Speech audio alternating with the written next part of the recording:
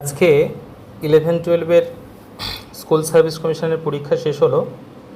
ফিলোসফির পরীক্ষা দিয়েছে যারা, তাদের মধ্যে অনেকেই চিন্তা হচ্ছে অ্যান্সার কীরকম হবে বা কাট অফ মার্কস কত হবে। তবে হ্যাঁ, যথেষ্ট চিন্তার বিষয়।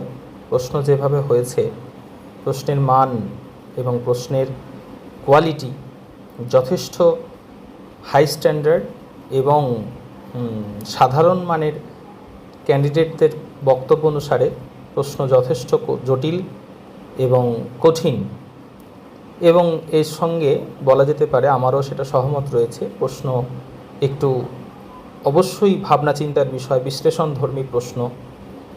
গভীরে দর্শন ভালো করে অনুধাবন না করলে প্রশ্নের উত্তর করাটা একটু কঠিন হবে সাধারণ মানের ছাত্রছাত্রীদের জন্য। তবে আমি একটা অ্যান্সার কি করার চেষ্টা করেছি, এখানে সেটা শেয়ার করছি। সেটা নাও মিলতে পারে। প্রথমেই বলে দিই, এই কোশ্চেন সেটটি বুকলেট সিরিজ সি থেকে আমি এটা করছি। তো প্রথম যে প্রশ্নটা আছে, বচনের গতানুগতিক বিরোধ চতুষ্কোণে অধীন বিপরীত বিরোধী বচনগুলি, অপশান বি উত্তর হবে, একসঙ্গে মিথ্যা হতে পারে না। এটা আশা করি অনেকেই ঠিক হবে। অ্যারিস্টটলের মতে জগতের আদি কারণ হলো, অ্যারিস্টটল জগতের আদি কারণ, যেটাকে পিওর ফর্ম বলেছেন, ঈশ্বর হবে উত্তরটা। 3 নম্বর প্রশ্ন, নিচের কোন বক্তব্যটি বার্কলের দর্শনের প্রেক্ষিতে অযথার্থ? বার্কলে ভৌত দ্রব্য বলে কিছু স্বীকার করেননি, অর্থাৎ জড়দ্রব্য। এটা তো যথার্থ হবে। যাকে আমরা দ্রব্য বলি তা আসলে ধারণা মাত্র, এটাও বার্কলের মত। ঈশ্বর আমাদের মধ্যে ধারণা সৃষ্টি করেন, এটাও বার্কলের মত। পক্ষীরাজ ঘোড়ার ধারণা আছে, এটা বার্কলে বলেনি, অর্থাৎ ডি উত্তর হবে। 4 নম্বর প্রশ্ন, নিচের কোন বচনাকারটি স্বতঃসত্য নয়? এই যে স্বতঃসত্য নয়, এই প্রশ্নের উত্তরটা একটু ভালো করে পড়লেই সঠিক উত্তর হবে ডি। কারণ Q implies P implies Q, এটাকে যদি আমরা ইমপ্লিকেশান রুল করি, দেখা যাবে negation Q vel negation P পেয়ে যাব, তার মধ্যে থাকবে। তাহলে ওটা টটোলজি। বি এরটাকে প্রথমটা ডিমর্গান করলেই দুদিকেই কোয়ান্টিফিকেশানের মানে যে রুলস আছে, সেই রুলসে আমরা ফেলে দিলেই দেখা যাবে যে negation P dot negation Q পেয়ে যাচ্ছে, ওটাও টটোলজি হচ্ছে। সি এরটাও তাই, কিন্তু ডি এর উত্তরটা সঠিক হবে। একটু যদি ট্রুথ টেবিল করলে দেখা যায়। 5 এরটা জৈন দর্শন অনুসারে একান্তবাদের দোষ হলো এক প্রকারের নয়াভাস, এটা হবে অপশান সি উত্তর হবে। নেক্সট, ফাই ফেনোমেনন নিম্নোক্ত কোন তত্ত্বের সাথে সম্পর্কিত? এটার সঠিক উত্তর হবে গেস্টাল্ট প্রত্যক্ষবাদ। বের্থাইমার একজন গেস্টালবাদী, উনি এই প্রত্যক্ষ সম্পর্কে ফাই ফেনোমেননের কথা বলেছেন। নেক্সট প্রশ্ন, নির্বোধ্যম নিয়মের আকার হলো, এটা হবে P vel not P, option B উত্তর হবে। অর্থাৎ একটি বচন একই সঙ্গে সত্য অথবা মিথ্যা হতে পারে না, অপশান বি 7-এরটা। 8-এরটা হবে বৈশেষিক মত অনুসারে বিশেষ থাকতে পারে নিত্যদ্রব্যের জন্য বিশেষ স্বীকার করা হয়েছে। 9, যোগদর্শনে নিম্নলিখিত কোনটি সংস্কার শেষ নামে পরিচিত? সংস্কার শেষ, যেখানে আর কোনো সংস্কার থাকছে না, কোনো চিত্রের কোনো বৃত্তি থাকছে না, লয় থাকছে, মানে সমস্ত বৃত্তির লয় হয়ে যাচ্ছে, অসম্প্রজ্ঞাত সমাধি, ডি এর উত্তর হবে। 10-এরটা P vel Q, P implies Q, P dot Q, P equivalent Q, সবকটি সত্য হবে যদি পি এবং কিউ উভয়ই সত্য হয়, অতএব এটা অপশান ডি হবে। নিম্নোক্ত কোন মতবাদটি চার্বাক দর্শন সম্মত নয়? কর্মবাদ হবে। বৌদ্ধ দর্শন অনুসারে নিম্নোক্ত কোনটি সংস্কার স্কন্ধের অন্তর্গত? এর সঠিক উত্তর হবে রাগ হচ্ছে সংস্কার, মানে এখানে রাগের কথা বলা হচ্ছে। নেক্সট প্রশ্ন, দুটি পৃথক বিষয়ের মধ্যে সম্বন্ধ প্রসঙ্গে কে প্রথম তৃতীয় মানব যুক্তির কথা বলেছেন? এটা তো সঠিক, সবাই পারবে, অ্যারিস্টটল হবে। ফ্রয়েডের মতে নিম্নলিখিত কোন অবচেতনের অস্তিত্বের পক্ষে প্রমাণ নয়? এটা আকস্মিক স্মৃতি, দিবাস্বপ্ন, দৈনন্দিন জীবনে ভুলভ্রান্তি, সবগুলোই হচ্ছে আমাদের মানে অচেতন যে নির্জ্ঞান স্তরের অস্তিত্বের পক্ষে প্রমাণ। উদ্বেগটা হচ্ছে প্রমাণ নয়, তাহলে সঠিক উত্তর হবে ডি। ন্যায় সূত্রে কতগুলি প্রমেয় পদার্থের উল্লেখ করা আছে? অপশান হবে বি। লকের দর্শনের প্রেক্ষিতে কোন বক্তব্যটি যথার্থ? এটা তো অবশ্যই আমরা দেখতে পাবো যদি ভালো করে দেখি। এর সঠিক উত্তর হবে এ, মন গৌণগুণগুলির সংবেদন গ্রহণ করে। গৌণগুণগুলি মনোগত ব্যক্তিগত, হ্যাঁ, মন গৌণগুণগুলোর সঙ্গে ব্যক্তিগত সম্পর্কে আছে, অথবা অপশান এ হবে। 17টা গান্ধীর অহিংসার ধারণা কোন বিষয়ে কোনটি সত্য নয়? এটা হবে অহিংসার অর্থ হিংসা বিরতি মাত্র, এটাই হবে গান্ধীর অহিংসা ধারণার পক্ষে সত্য নয়। 17টা অপশান এ।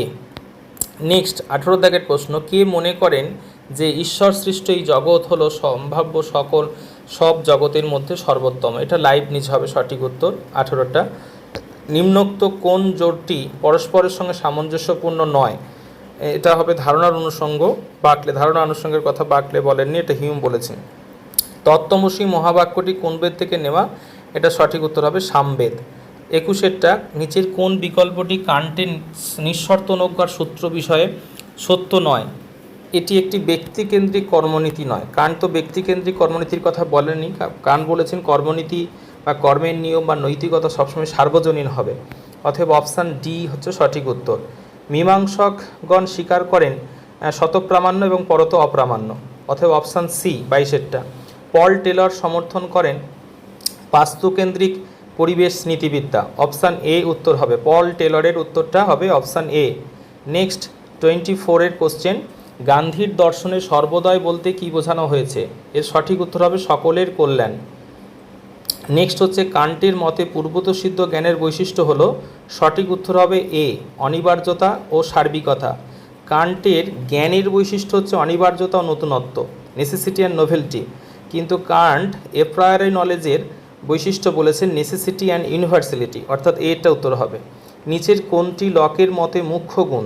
লকের মতে মুখ্য গুণ হচ্ছে গতি, বর্ণ, উষ্ণতা, স্পর্শ, এগুলো সব গৌণ গুণ। 27 প্রসঙ্গ পদ্ধতি, এই প্রশ্নটা আমি জানতাম না সঠিক উত্তর, কিন্তু এটি সম্পূর্ণ আমি ইন্টারনেট থেকে দেখলাম। প্রসঙ্গ পদ্ধতি হচ্ছে মাধ্যমিক বৌদ্ধ সম্প্রদায় ব্যবহার করেছেন, যদিও এই বিষয়টা আমি সঠিকভাবে জানি না। নিচের কোনটি মুখ্য গোষ্ঠী? পরিবার, অবশ্যই পরিবার হবে, এর উত্তর হবে। 29 অদ্বৈত বেদান্ত মতে নিম্নোক্ত কোনটি মায়ার বৈশিষ্ট্য নয়? মায়ার বৈশিষ্ট্য নয়, এটা সঠিক উত্তর হবে বি, মায়া অনাদি কিন্তু মায়ার হচ্ছে মায়া অনাদি অনন্ত, এটা সঠিক উত্তর বি হবে না। এটা সঠিক উত্তর হবে মায়া অনির্বচনীয়। এটা সঠিক উত্তর হবে বি এরটা।